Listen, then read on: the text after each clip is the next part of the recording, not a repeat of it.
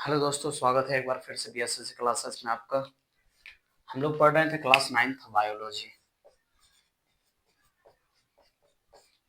Class 9th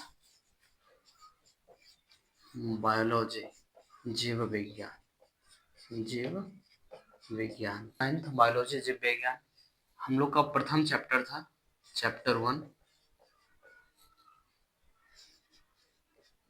कोशिका।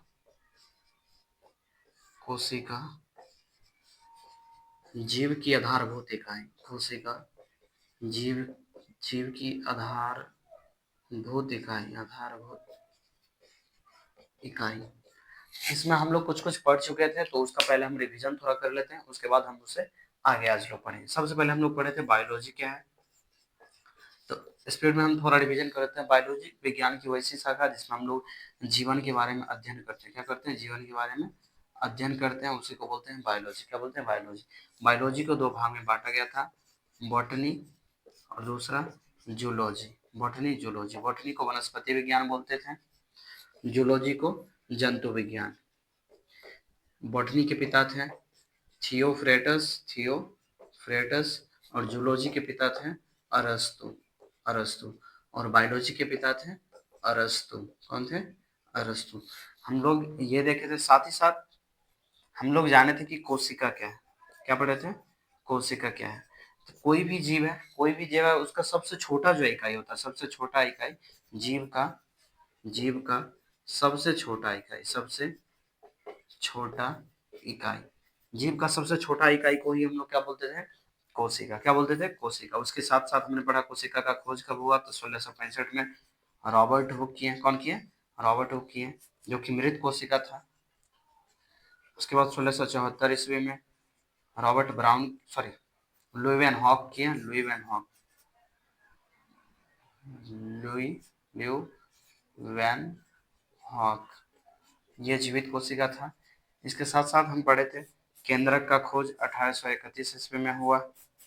जीव द्रव का खोज 1839 ईस्वी में हुआ। 1839 ईस्वी में कोशिका सिद्धांत दिया गया। कोशिका सिद्धांत कौन दिए थे? स्लाइडेन और स्वान नामक वैज्ञानिक।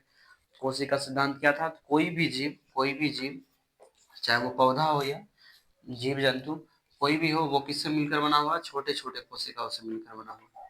छोटे छोटे कोशिकाओं से मिलकर बना हुआ है। ये सब हम लोग पिछला क्लास में पढ़ चुके थे। आज हम लोग इससे आगे पढ़ेंगे।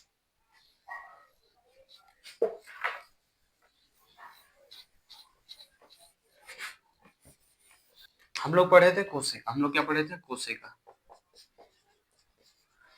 कोशिका किसको बोलते थे? तो जो हमारे जीव का, यानी जीव का जो सबसे छोटा इकाई, उसको बोलते हैं कोशिका। उसको क्या बोलते हैं? कोशिका। तो कोशिका पूरा विश्व में सबसे छोटी कोशिका क्या है? विश्व में सबसे छोटी कोशिका। देखिए, एक चींटी भी होता है, वो भी बहुकोशिकीय जीव है, उसमें बहुत सारा कोशिका है। तो हम लोग समझेंगे कि पूरा विश्व में सबसे छोटा कोशिका कौन सा है? विश्व में सबसे बड़ी कोशिका, सबसे बड़ी कोशिका कौन सा है? तो विश्व में सबसे छोटी कोशिका है माइकोप्लाज्म। माइकोप्लाज्म ग्लेसेप्टिकम। ग्लेसेप्टिकम माइकोप्लाज्म ग्लेसेप्टिकम। इसको हम लोग कंपाउंड माइक्रोस्कोप से देखते हैं, फिर भी ये बहुत छोटा दिखता है, बहुत छोटा। और विश्व का सबसे बड़ा कोशिका शुतुरमुर्ग का अंडा। किसका? शुतुरमुर्ग का अंडा। ये लगभग 2 kg का होता है। हम लोग जो छोटा छोटा वाला खाते हैं, वैसा वैसा 20 गो हो जाएगा, होगा ना? एक बार इसको खा लीजिए आराम से। ठीक। तो विश्व में सबसे छोटी कोशिका माइकोप्लाज्म ग्लेसेप्टिकम, और विश्व का सबसे बड़ी कोशिका शुतुरमुर्ग का अंडा। कौन? शुतुरमुर्ग का अंडा। मानव शरीर का सबसे बड़ी कोशिका, मानव शरीर का सबसे बड़ी कोशिका,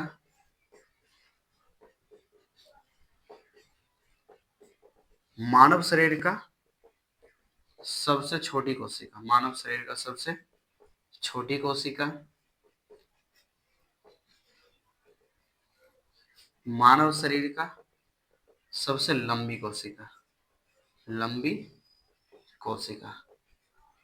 अब बहुत लोग समझते होंगे बड़ी लंबी दोनों एक ही तो है, तो दोनों एक नहीं है, इसमें अंतर है। बड़ी क्या होता है? बड़ी जो फैला हुआ है, जैसे लाल किला फैला हुआ है, लाल किला फैला हुआ। लंबी क्या हो गया? कुतुब मीनार, यानी जो बहुत ज्यादा एरिया में फैला हुआ है वो बड़ी, और जो बहुत ऊंचाई का है वो लंबी। तो ये याद रखिए। तो मानव शरीर का सबसे बड़ी कोशिका, मानव शरीर का सबसे बड़ी कोशिका होता है अंडाणु। क्या होता है? अंडाणु। अंडाणु जो कहाँ होता है? स्त्रियों में होता है, ये पुरुष में नहीं होता है।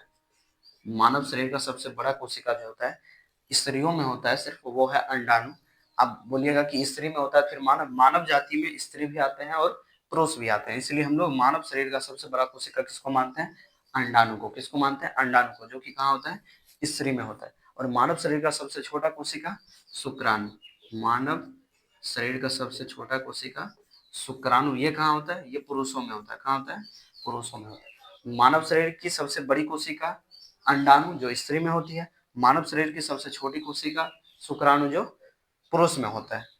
उसके साथ साथ मानव शरीर की सबसे लंबी कोशिका, सबसे लंबी कोशिका होती है तंत्रिका कोशिका। कौन कोशिका?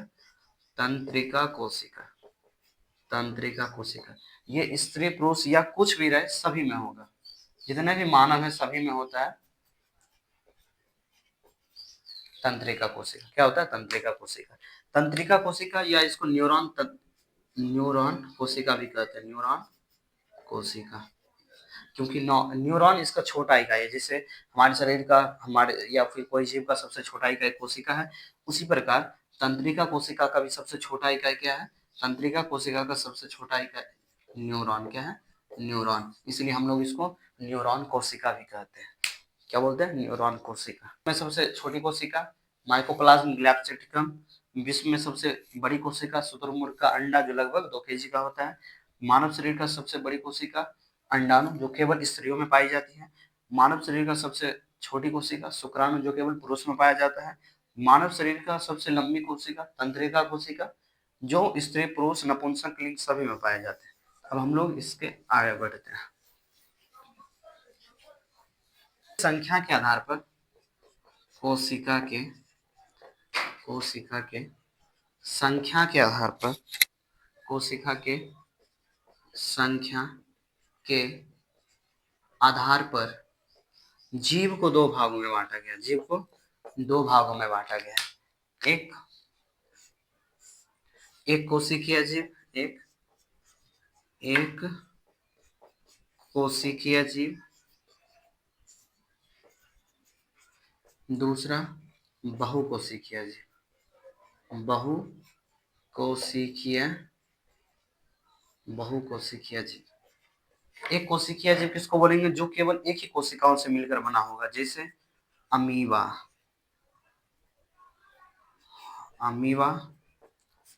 पैरामीशियम,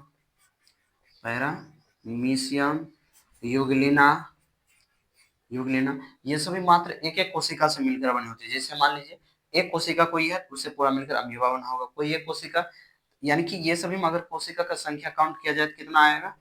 एक आएगा। कितना आएगा? एक आएगा। यानी कि अमीबा में भी कोशिका कितना है? एक। पैरामीशियम में भी कितना? एक। यूग्लिना में कितना? एक। बहुकोशिकीय किसको बोलेंगे? एक से अधिक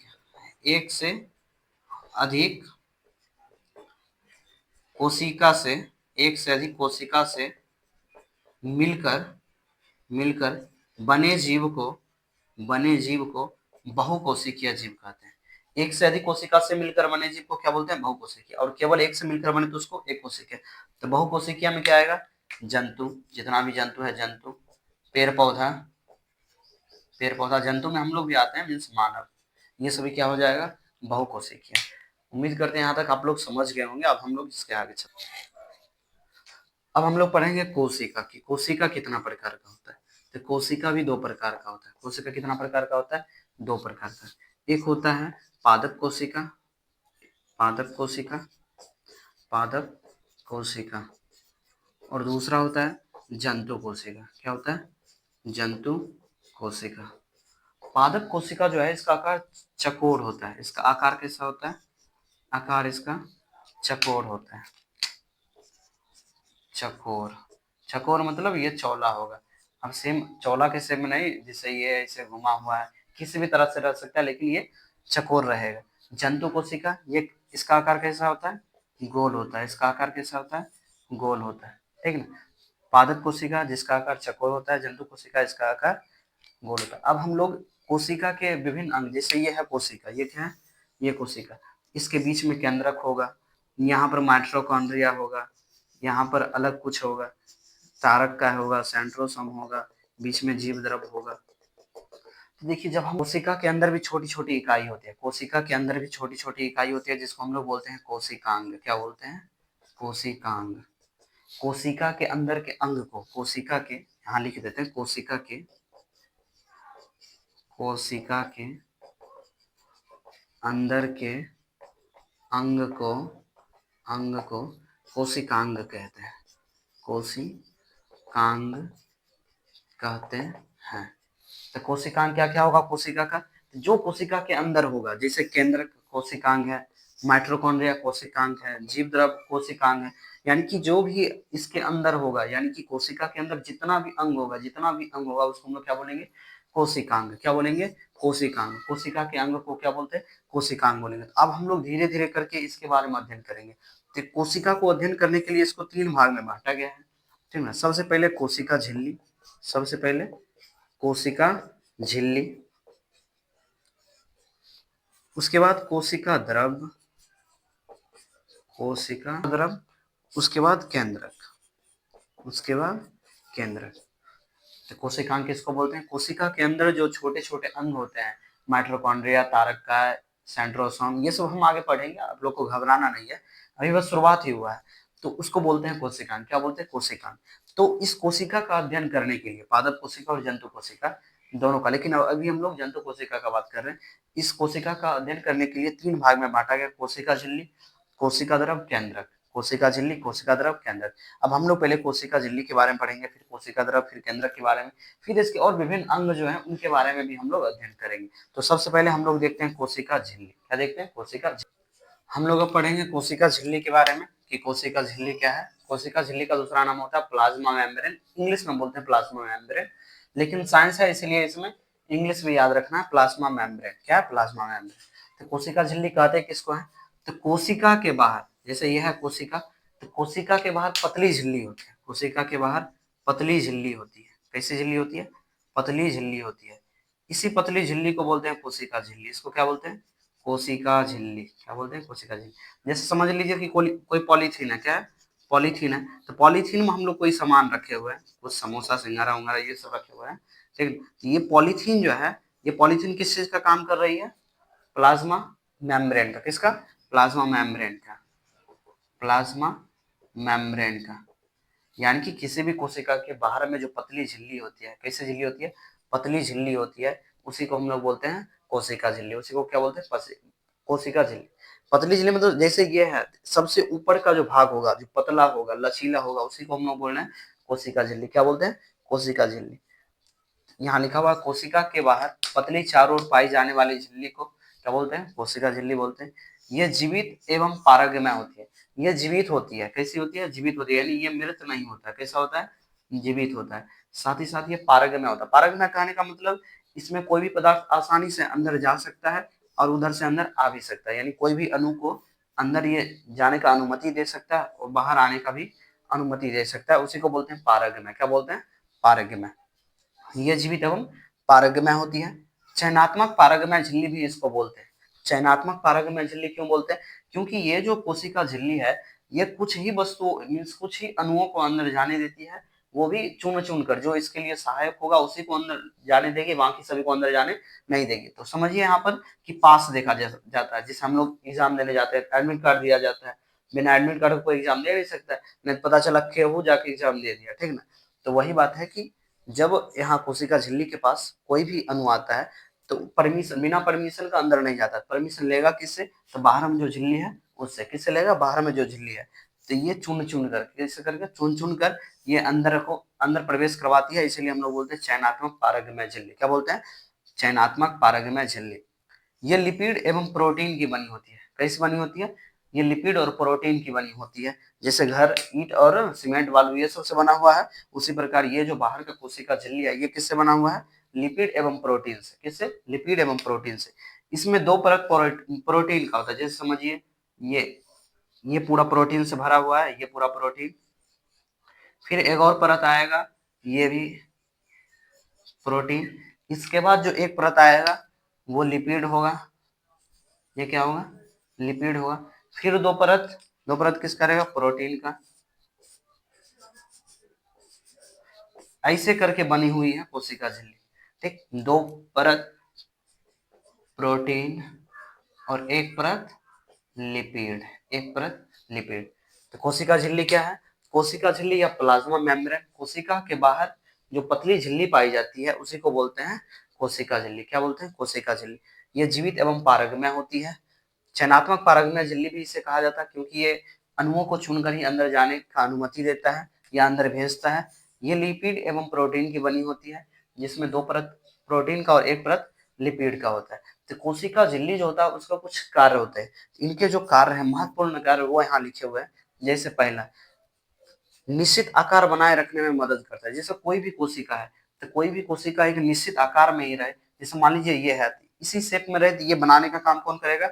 इसके बाहर जो झिल्ली है वो। नहीं तो ये क्या होगा? छितरा भितरा जाएगा। ठीक है, तो छितराने भितराने के लिए, उससे बचाने के लिए ये प्रकृति द्वारा इसके बाहर में एक आवरण दिया गया है। क्या दिया गया है? आवरण दिया गया है, जिसको हम लोग बोलते हैं कोशिका झिल्ली। इसका सबसे पहला कार्य, ये निश्चित आकार बनाए रखने में मदद करता है। निश्चित आकार बनाए रखने में मदद करता है। दूसरा, ये कोशिका को यांत्रिक सहायता प्रदान करते हैं। यांत्रिक सहायता मतलब अंदर से सहायता देता है कि हाँ मारो मारो, एकदम मुड़ा दो। ठीक ना, तो ये सब अंदर से सहायता देता है, बाहर से नहीं। बाहर से दिखेगा कुछ नहीं, लेकिन ये आंतरिक सहायता मार दो मारो मारो मारो, तो ये वाला सहायता। अगला, ये अलग अलग अणुओं को अंदर लाने और बाहर ले जाने में दोनों में नियंत्रण करता है। यानी कि यहाँ से कौन पदार्थ में कौन अणु अंदर जाएगा, कौन बाहर आएगा, ये सभी का नियंत्रण कौन करता है? कोशिका झिल्ली करता है। कौन करता है? कोशिका झिल्ली करता है। तो हम लोग कोशिका झिल्ली के बारे में समझेंगे, एक एक करके हम लोग अलग अलग कोशिकाओं के बारे में समझेंगे। अगर आप लोग को वीडियो अच्छा लगता है तो आप लोग लाइक कीजिए, सब्सक्राइब कीजिए और अधिक से अधिक शेयर कीजिए। Thank you.